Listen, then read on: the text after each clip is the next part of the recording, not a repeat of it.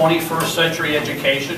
We think it provides that opportunity for maybe more than a lecture-based, but a problem-solving, project-based, work together in teams, problem-solving, like I said. Declining enrollment. You know, I'm going to show you some statistics here, but since 2008, this area has lost about 1,200 students. Poverty rates. We're going to look at certain areas of Geauga County and look at the poverty increase. It's going to be kind of surprising. I was surprised when I looked at it and how some areas in Geauga County recovered from the recession and others haven't. Increasing costs, create collaboration, create a 21st century workforce, and then attract and grow business. We think that this is what this project can do.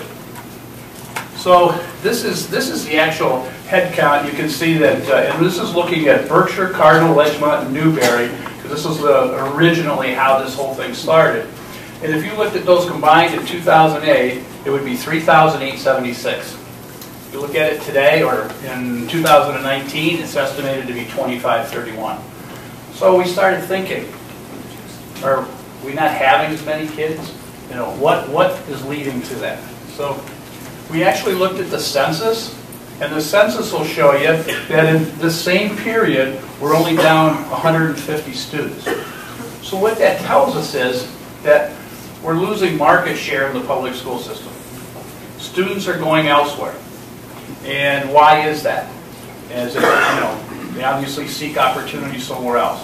So we feel that that's something that needs to be reversed. So the other thing we looked at is we looked at poverty rates.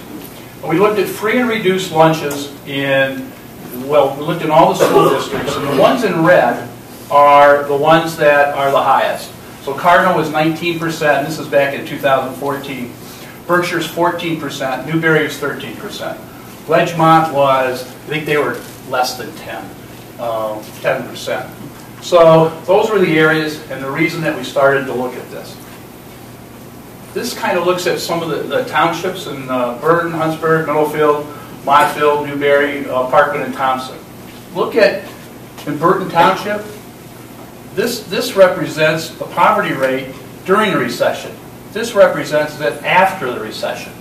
And then look at Middlefield Township.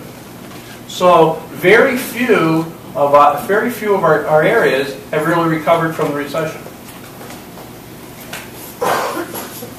So the history, as I said, this started with Berkshire, Cardinal, Ledgemont, and Newberry.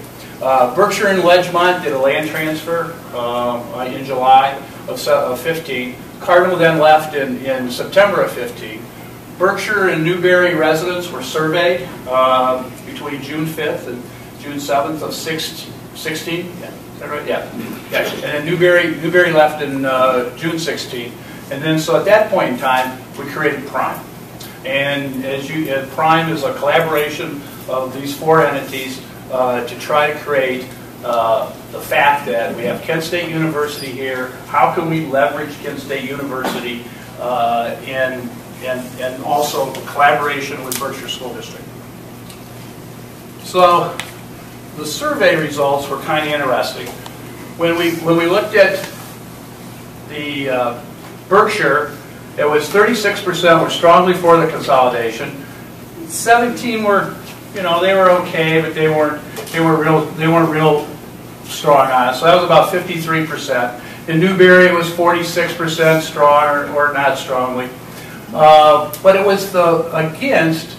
You really only had 18% of all the voters. I'm sorry, 18% in Berkshire was against, 24% in Newberry, and then you had quite a few undecideds.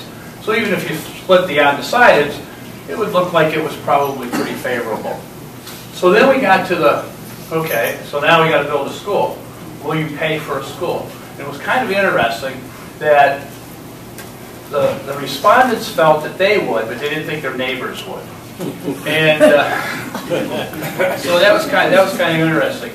One of the things that we asked was about athletic facilities. And in there, athletic facilities were really not very popular.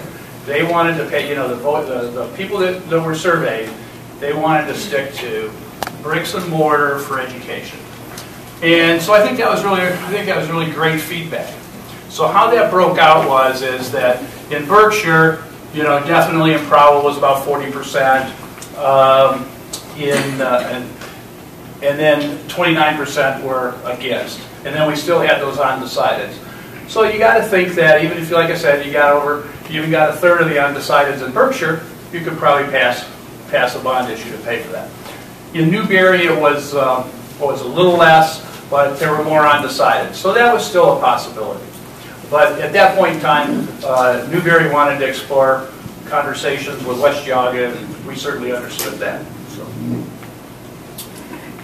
So the other thing to make this work is we needed to have some funding. And because I think that the way that Berkshire was rated by the Ohio School Facilities Commission is that their amount would have been 5%, and Ledgemont would be 20% that the state would pay. So if you're looking at a $40–50 million building, you're not going to be able to pass that kind of millage to be able to build a new building. And of course, one of the things everybody says, well, why a new building? Well, I think that the high school started out in about 1935 in Berkshire. We've got modular classrooms over at the elementary on Carlton Street. So we really needed to look at how do we put a building, and if we're going to do it, how do we do it on this campus?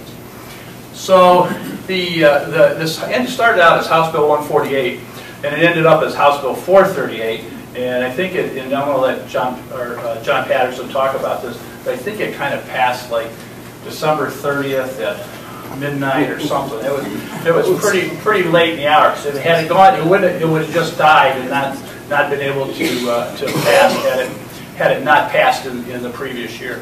So it needed to have to be able to qualify for this, you needed to have a consolidation, land transfer, or merger by July 1st, 2018. The legislation takes into account the Ledgemont Berkshire merger, which happened in, was that 15? And then for that, the state would provide an additional 25%. And then if the building's located on property of a state institution of higher learning, another 10%. So the nice thing is that with Ledgemont's share being 80, and that's where we start subtracting, so you take the 25 and the 10, that gets it down that now the local share for Berkshire is 45%. So the state's going to pick up 55 cents for the dollar. So if you're ever thinking about building a school in this district, this is the time to do it. The nice thing about this is, this doesn't sunset. There's no, you don't have to do this in any amount of time. So let's say that Berkshire puts an issue on the ballot in November of 18. They build a new school here. They open it up in 2020, and then find out, 10 years down the road, we need to build another building. We need to add on. This formula still stays in place. We didn't realize until we met the other day with the Ohio School Facilities Commission how well our legislatures had done on this. Berkshire right now is next year, if they would go for the money, they'd be number one in line as a priority, and the state's going to pick up 55 cents on the dollar for whatever building improvements or buildings that they want to build. So what are some of the advantages? Of course, being here, you can leverage the fact that students can take college courses, graduate with a 2-year degree at no cost. But that's only for a certain amount of students. That's just not every student's going to go to college. Not every student, to be quite honest with you, is probably ready for College Credit Plus. I don't, just because they might have enough credit hours to do that, are they ready for that? So Auburn Career Center, we've been in talks with them to have a career tech. Those are really the kind of jobs, they're the kind of skills that we're really lacking in this area. Burton and Berkshire and Kent can share staff and services. Right now, workforce is so hard to find people. It's no different in the educational field as it is in the manufacturing field. So both entities could be able to share staff. Creates an educational hub. Creates an environment that I think fosters growth and innovation. I think we'll be looked upon different in this area with this type of facility. Every day I get companies, they talk about, what kind of workforce do you have? What's your education system? Well, it's like anywhere else, you know? And, but this wouldn't be like anywhere else. This would be different. And I think that it would attract companies to come here. Did you know we're weekly in print and daily online? So be sure to check out GeaugaMapleLeaf.com for your latest local news. And don't forget, like us on Facebook, follow us on Twitter.